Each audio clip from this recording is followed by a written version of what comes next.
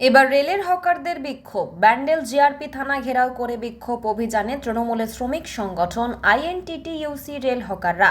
তাদের দাবি, দীর্ঘদিন ধরে রেলের আরপিএফরা বিভিন্নভাবে তাদের মারধর করে তাদের হকারি করতে বাধা দিচ্ছে, তাই তারা বিক্ষোভ করতে বাধ্য হচ্ছে।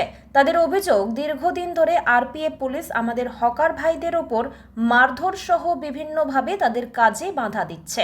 তাদের অভিযোগ, বহু বছর ধরে ট্রেনের মধ্যে হকারি করে দিন নির্বাহ করি, কিন্তু বর্তমানে যেভাবে আরপিএফরা বিভিন্নভাবে আমাদের হকারদের ওপর অত্যাচার সহ বিভিন্ন আইনি জটিলতার মধ্যে ফেলছে এবং গতকাল কয়েকজনকে ধরে এনে আটক করে রেখেছে, তাই বাধ্য হয়ে বিক্ষোভ প্রদর্শন করতে বাধ্য হচ্ছে।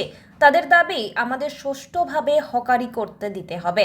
আমাদের হকার ভাইরাই সাধারণ মানুষের যারা নিত্যযাত্রী, তাদের যে কোনো রকম বিপদে পাশে এসে দাঁড়ায়, তারপরেও আমাদের উপরে অত্যাচার চালাচ্ছে আরপিএফ।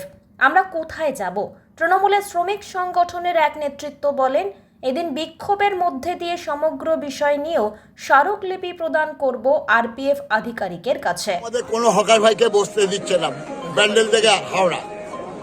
আজ আমরা না খেয়ে মরছি। এই আমার হাজার হকার আছে, তাদের ফ্যামিলিরাও এসছে, বউরাও এসছে। আজ আমরা একটা বিচার চাই। আমরা চোর নয়, জুয়োচ্চোর নয়, আমরা শুধু হকারি করি ট্রেনের ভেতর। আমাদের বিনা কারণে ধরছে, বিনা কারণে আমাদের হকার মারছে।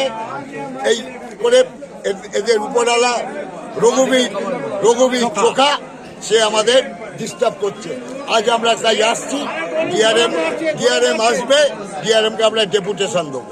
কতজন হকার রয়েছেন? আমার হাজার হকার আছে আপাতত।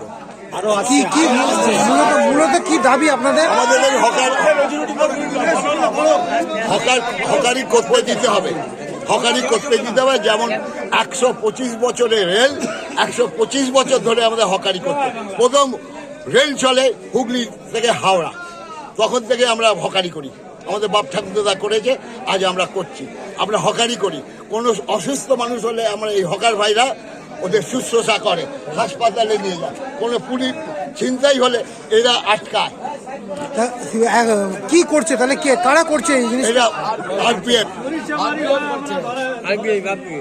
আরপিএফ এর থেকে করছে।